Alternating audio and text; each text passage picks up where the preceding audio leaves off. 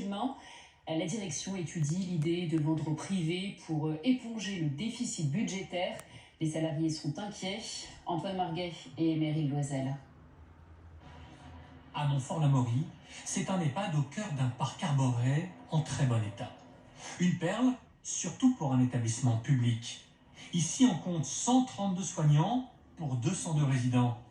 Une maison des aînés que la direction souhaite pourtant vendre à un opérateur privé.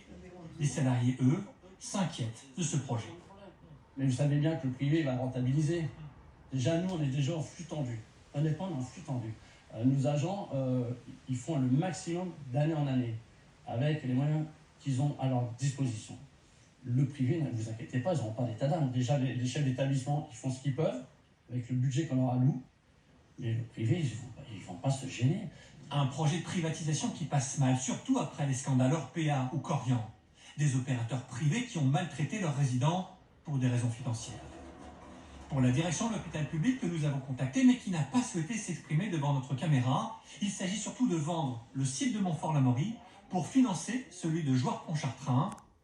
Ensemble, les deux structures sont déficitaires, 11 millions d'euros de pertes cumulées pour un budget global de 20 millions d'euros.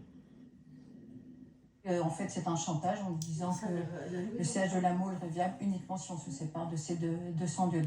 Alors qu'on sait que 7 EHPAD sur 10 en France sont déficitaires et que le phénomène s'accentue depuis 2019 puisqu'on a 71% des EHPAD publics en France qui sont déficitaires.